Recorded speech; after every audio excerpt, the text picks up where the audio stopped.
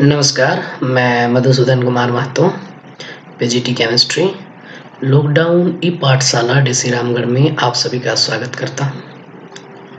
आज मैं class 11th का केमिस्ट्री का एक टॉपिक लेके आया हूँ। टॉपिक है stoichiometry calculations and limiting reagent.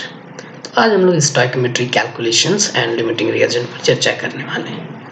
चलिए स्टार्ट करते हैं। सबसे पहले हम लोग समझने की कोशिश करेंगे स्टोइकियोमेट्री है क्या। ठीक है, स्टोइकियोमेट्री दो वर्ड से बना हुआ है, ग्रीक वर्ड है दो, एक है स्टोइकेन तो दूसरा है मेट्रॉन।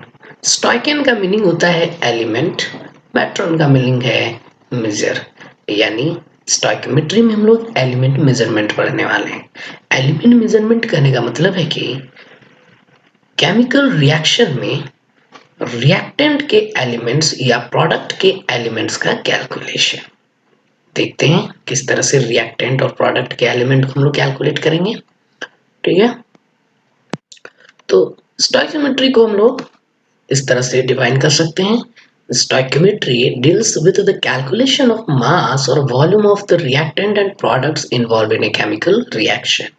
क्या कर रहा है, किसी केमिकल रिएक्शन में जो रिएक्टेंट आप जानते हैं अभिकारक, एंड प्रोडक्ट यानी उत्पाद, है ना। तो किसी रासायनिक अभिक्रिया में अभिकारक और उत्पाद होते हैं, अभिकारक को रिएक्टेंट और उत्पाद को प्रोडक्ट। ठीक है, तो केमिकल रिएक्शन के रिएक्टेंट का अमाउंट और प्रोडक्ट का अमाउंट का कैलकुलेशन यदि हम कर रहे हैं तो कहेंगे कि ये स्टोइकियोमेट्री का स्टडी हो रहा है। ठीक है, इसको और ज्यादा क्लियर से हम लोग समझ सकते हैं यदि हम लोग एक एग्जांपल ले लें। तो एग्जाम्पल लेने पर हम देखेंगे कि यदि किसी रिएक्शन में एक से ज्यादा रिएक्टेंट अवेलेबल है तो एक रिएक्टेंट के रिस्पेक्ट में दूसरे रिएक्टेंट को क्या अमाउंट लेना है और उन दोनों से क्या अमाउंट प्रोडक्ट बनेगा, या फिर यदि हमें प्रोडक्ट का अमाउंट पता है तो उस प्रोडक्ट को बनाने के लिए क्या क्या अमाउंट में हमें रिएक्टेंट्स लेने पड़ेंगे। इस तरह के कैलकुलेशंस स्टोइकियोमेट्री में करते हैं। तो एग्जाम्पल को देखने से पहले हम लोग स्टोइकियोमेट्रिक कोएफिशिएंट को समझेंगे। स्टोइकियोमेट्रिक कोएफिशिएंट क्या होता है। ठीक है, तो आप क्लास 10th में 9th 10th में रासायनिक अभिक्रिया का संतुलन पढ़ा है। आज हम लोग फिर से उस पर चर्चा करने वाले हैं। रासायनिक अभिक्रिया यानी केमिकल रिएक्शन का जो इक्वेशन होता है उसको बैलेंस करने का। जैसे एग्जाम्पल ले रहे हैं, ये एक केमिकल रिएक्शन है, मीथेन CH4 रिएक्ट कर रहा है O2 के साथ, ऑक्सीजन के साथ, और इससे बन रहा है कार्बन डाइऑक्साइड और वाटर। ठीक है, ये रिएक्शन आप ध्यान से देखिए कंप्लीटली बैलेंस्ड है ना, संतुलित किया हुआ है। संतुलित करने के लिए ही, बैलेंस करने के लिए ही यहाँ पर हमने 2 लगाया है और यहाँ पर भी 2 लगाया हुआ है। ठीक है, तो इस तरह से जब किसी केमिकल इक्वेशन का बैलेंस करते हैं तो बैलेंसिंग में जो नंबर लगाते हैं वही नंबर कहलाता है स्टोइकियोमेट्रिक कोएफिशिएंट। यानी कि इसका स्टोइकियोमेट्रिक कोएफिशिएंट क्या है, 1 है, इसका क्या है, 2 है, और CO2 का क्या है, 1 है, और H2O का 2 है। तो इनको हम स्टोइकियोमेट्रिक कोएफिशिएंट कहते हैं। चलिए और एक एग्जांपल लेके देखते हैं। जैसे ये रिएक्शन, क्या यह रिएक्शन बैलेंस्ड है? आप ध्यान से देखिए, देखने पर पता चल रहा है कि यह रिएक्शन बैलेंस्ड रिएक्शन नहीं है। क्यों? क्योंकि लेफ्ट साइड में हम देख रहे हैं कार्बन के 3 एटम और हाइड्रोजन के 8 एटम हैं, जबकि यहाँ पर कार्बन 1 है और हाइड्रोजन 2 है। तो इसका हमें पहले बैलेंस करना पड़ेगा। तो 3 कार्बन के लिए हम यहाँ आगे 3 लगाएंगे, CO2 के आगे 3 लगा दिए तो अब दोनों तरफ 3-3 कार्बन हो गए। उसी तरह हाइड्रोजन 8 है लेफ्ट साइड में, तो राइट साइड में 8 करने के लिए हम 4 लगाएंगे तो 4 2 8 हाइड्रोजन हो जाएगा। तो इस तरह से कार्बन और हाइड्रोजन बैलेंस्ड हो जाएगा। अब ऑक्सीजन को देखते हैं। 3 लगाने पर, CO2 के आगे 3 लगाने पर यहाँ पर 6 ऑक्सीजन, और यहाँ पर 4 लगाने पर 4 ऑक्सीजन 6 और 4 10 ऑक्सीजन। तो यानी हमें यहाँ पर आगे 5 लगाना पड़ेगा।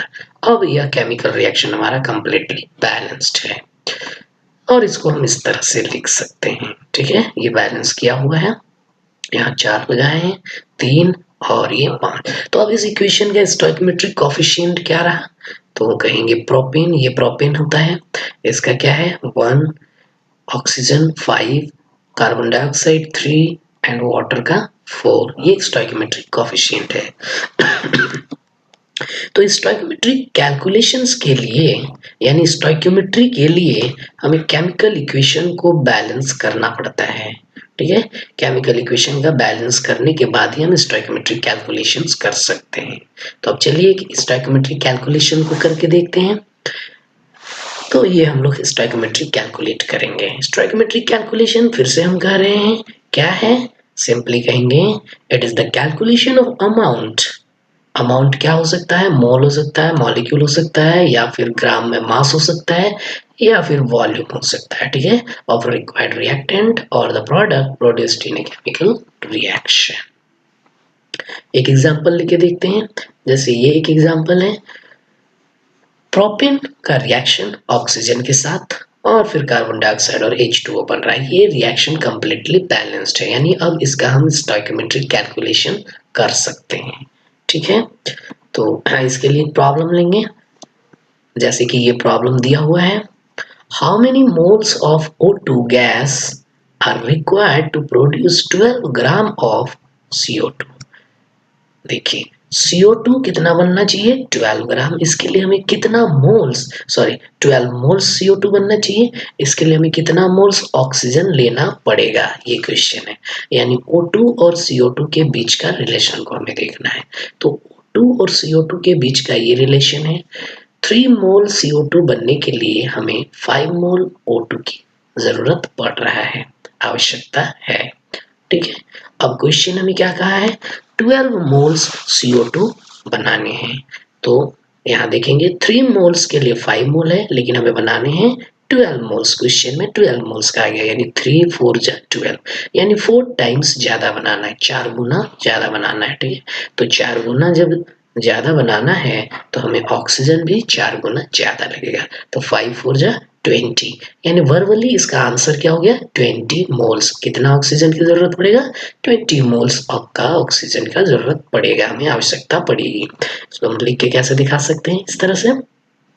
इसी को हमने लैंग्वेज में लिखा है, to produce 3 mole of CO2, ये रहा 3 mole of CO2, 5 mole of O2 required. यहाँ देख सकते हैं आप लोग 5 मोल O2 की जरूरत पड़ा है। To produce 3 mole of CO2, 5 moles of O2 required. ठीक है, तो then to produce 1 mole of CO2, तो 1 मोल CO2 बनाने के लिए कितना हमें आवश्यकता होगा, 5/3 मोल्स ऑफ O2। इसी तरह से to produce 12 mole of CO2, 12 mole CO2 बनाने में क्या आवश्यकता पड़ेगा, तो 12 into 5 डिवाइडेड बाय 3, 3 4 12, 5 4 20 मोल्स। तो वर्बली भी हमने देखा था 20 मोल्स आंसर आया था, यहाँ भी हमारा 20 मोल्स आंसर आ रहा है। अब चलिए आगे बढ़ते हैं।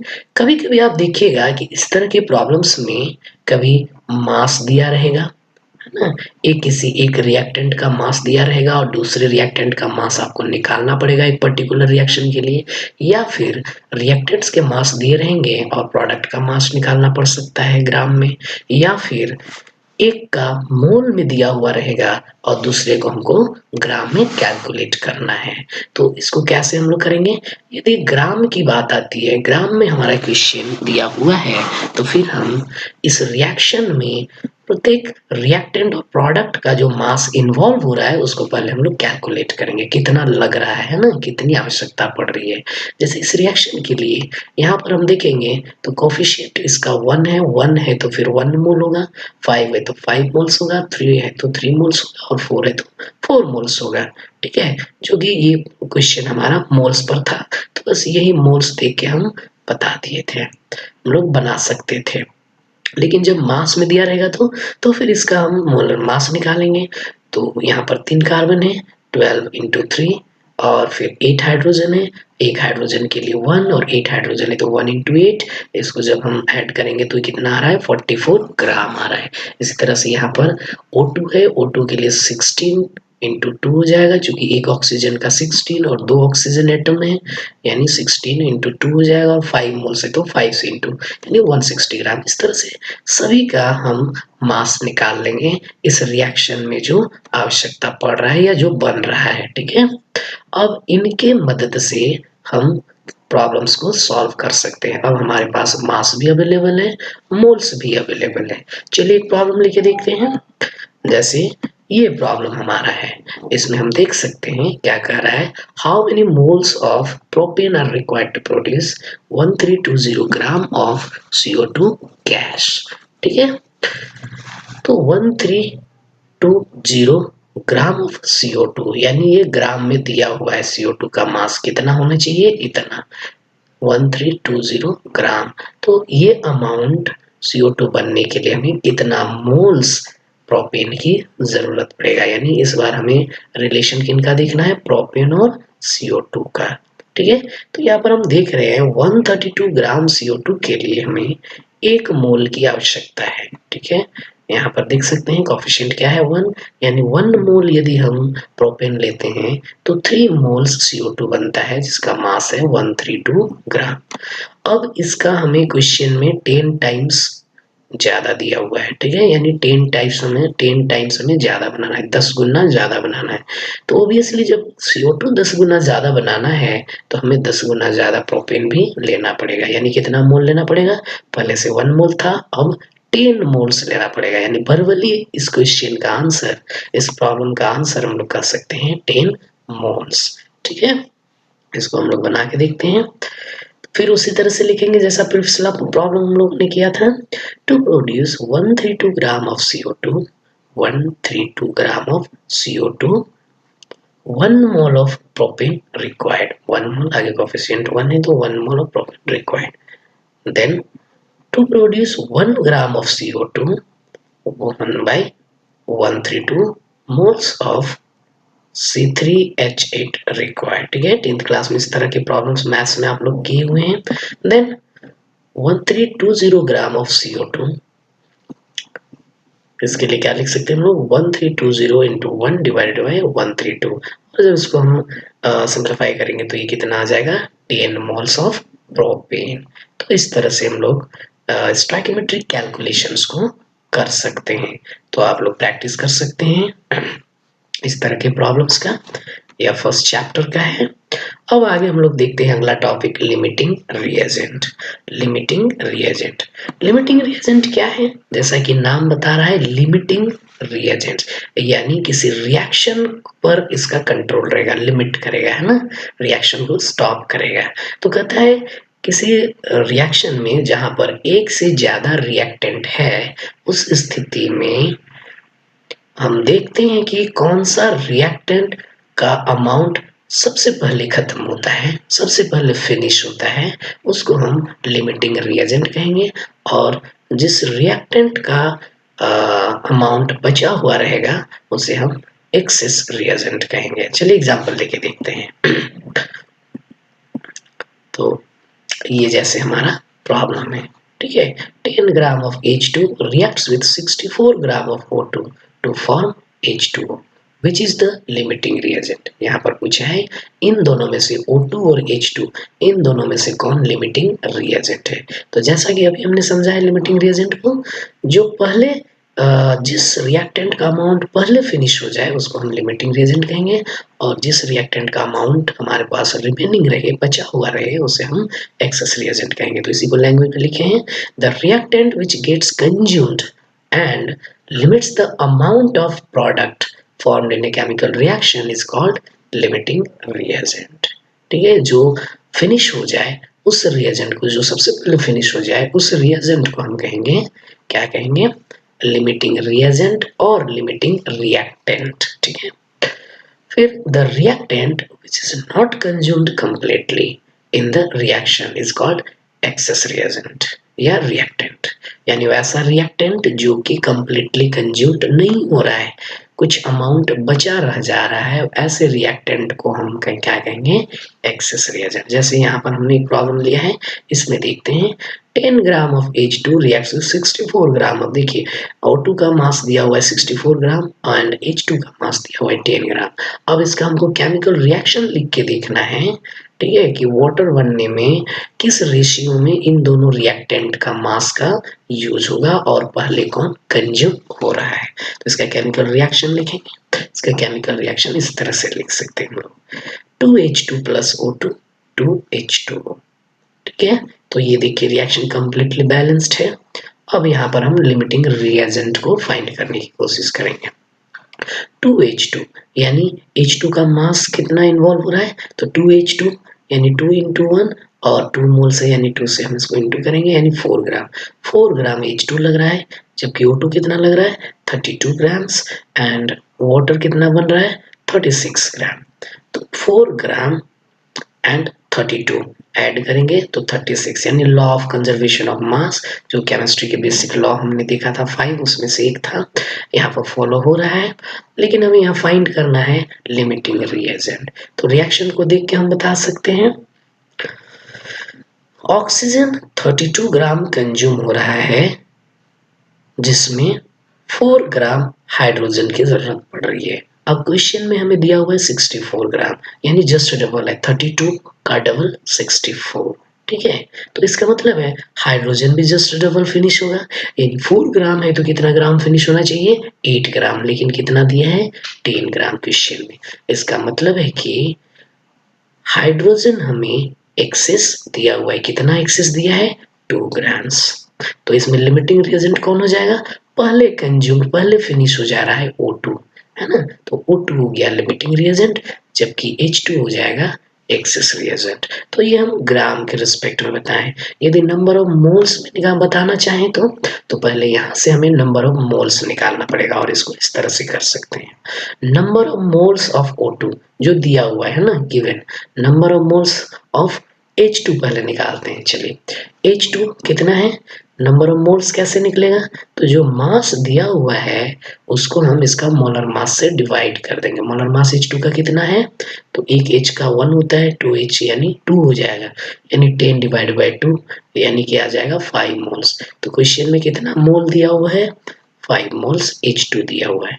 इसी तरह से O2 कितना दिया हुआ है, तो 64 डिवाइडेड बाय 32 यानी 2 मोल्स। 2 मोल्स ऑक्सीजन दिया है, जबकि 5 मोल्स हाइड्रोजन दिया है ना। और रिलेशन में हम देख रहे हैं कि ऑक्सीजन का जस्ट डबल हाइड्रोजन कंज्यूम हो रहा है, ये 1 मोल तो ये 2 मोल। अब यहाँ पर देखेंगे ऑक्सीजन 2 मोल है तो हाइड्रोजन कितना कंज्यूम होगा 4 मोल होगा, यानी 1 mole of hydrogen will remain with us, 1 mole hydrogen हमारे पास बचा हुआ रह जाएगा। ठीक है, तो इसका मतलब यहाँ भी हम देख के बता सकते हैं कि ऑक्सीजन हमें हमारा पहले फिनिश हो रहा है और हाइड्रोजन 1 मोल बचा हुआ रह रहा है। तो यहाँ पर उसी को हमने लैंग्वेज में लिख दिया, in this reaction 1 mole of O2 reacts with 2 mole of H2। बिल्कुल सही, 1 मोल ऑक्सीजन रिएक्ट कर रहा है 2 मोल्स ऑफ हाइड्रोजन से। Therefore 2 moles of O2 will be consumed by only 4 moles of H2 and 1 mole of H2 will remain unreacted, यानी hydrogen access है 1 मोल हमारे पास बचा हुआ रहेगा। तो यहाँ पर लिमिटिंग रिएजेंट कौन हुआ, limiting reagent is the O2 and access reagent will be H2। ठीक है, समझ में आ गया होगा। तो आज का क्लास हम लोग यहीं समाप्त करते हैं। ठीक है, धन्यवाद।